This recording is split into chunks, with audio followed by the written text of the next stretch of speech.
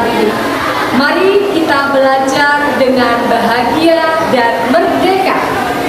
Pada kesempatan kali ini, pembelajaran bahasa Indonesia di kelas 12 akan membahas tentang mengasosiasikan nilai-nilai dalam teks cerita sejarah. Bersama saya, Lili Priani.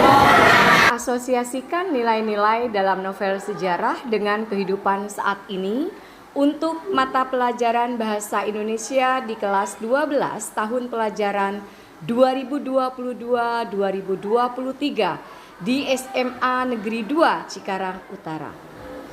Mengidentifikasi nilai-nilai dalam novel sejarah yang menyangkut nilai budaya, nilai moral, nilai agama, nilai sosial, dan nilai estetika. Nilai budaya. Nilai budaya adalah nilai yang dapat memberikan atau pandangan hubungan yang mendalam tentang suatu masyarakat, peradaban, atau kebudayaan.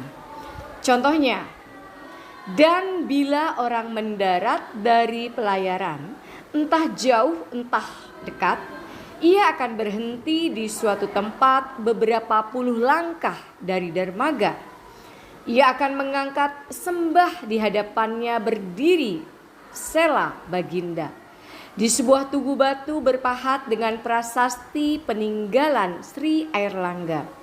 Bila ia meneruskan langkahnya, semua saja jalanan besar yang dilaluinya, jalanan ekonomi sekaligus militer.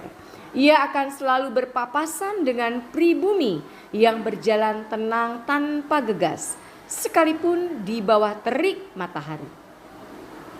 Nilai budaya dalam kutipan di atas adalah nilai budaya timur yang mengajarkan hidup tenang, tidak terburu-buru, segala sesuatunya harus selalu dihubungkan dengan alam. Kedua, nilai moral. Nilai moral atau etika adalah nilai yang dapat memberikan atau memancarkan petuah atau ajaran yang terkait dengan etika atau moral. Contohnya, juga Sang Adipati Tuban Arya Teja Tumenggung Wilwatikta telah bebas dari ketentuan Mahadewa. Sang Hyang Widi merestui barang siapa punya kebenaran dalam hatinya. Jangan khawatir, kepala desa, kurang tepat jawabanku kiranya.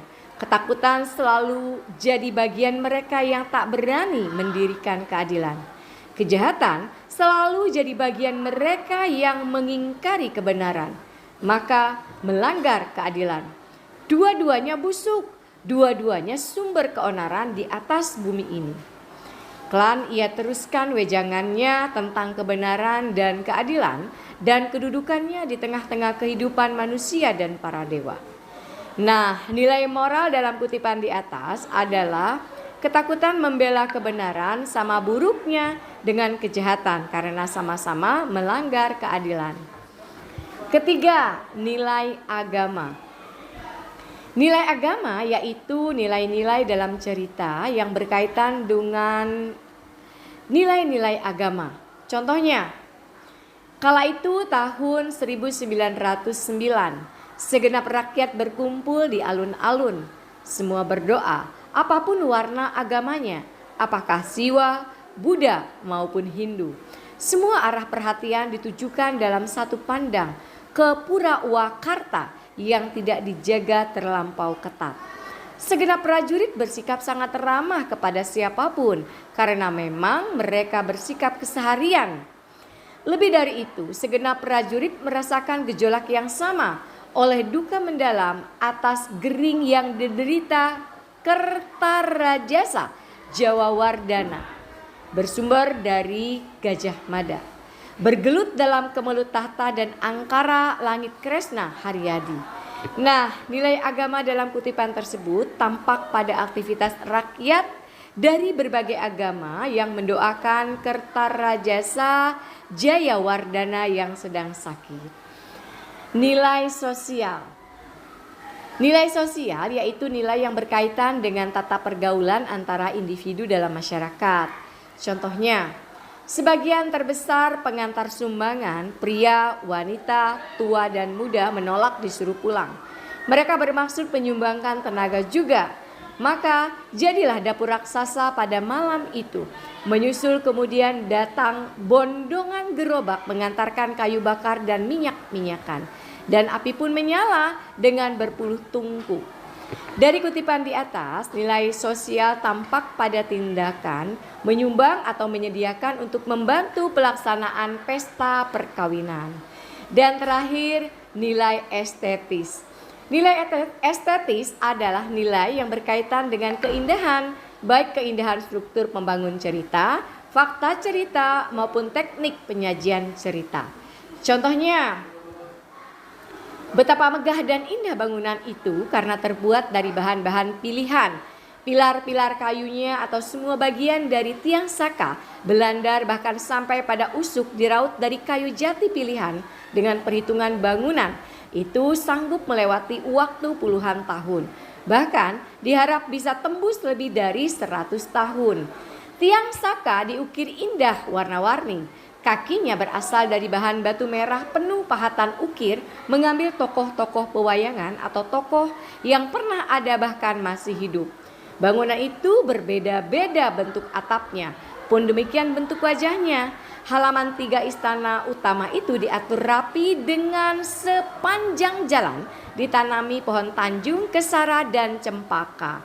Melingkar-lingkar di halaman adalah tanaman bunga perdu. Nah, nilai estetis dari kutipan tersebut terkait dengan teknik penyajian cerita. Teknik yang digunakan pengarang menggunakan teknik showing atau deskriptif. Teknik ini efektif untuk menggambarkan suasana, tempat, dan waktu, sehingga pembaca dapat membayangkan seolah-olah menyaksikan dan merasakan sendiri. Berikutnya tentang menyajikan nilai novel sejarah dalam sebuah teks eksplanasi. Teks eksplanasi yaitu teks yang menjelaskan tentang proses terjadinya sesuatu atau terbentuknya sesuatu fenomena alam atau sosial. Bagaimana struktur teks eksplanasi? Pertama, dimulai dari pernyataan umum atau pembuka, lalu deretan penjelasan atau isi, ketiga interpretasi, dan keempat kesimpulan yang terdapat tanggapan penulis dalam menyikapi fenomena berupa pernyataan reflektif yang bersifat umum. Demikian paparan ini. Demikianlah pembelajaran bahasa Indonesia pada kali ini. Semoga bermanfaat dalam mengkaji dan mengembangkan wawasan. Mari belajar dengan bahagia. Wassalamualaikum warahmatullahi wabarakatuh.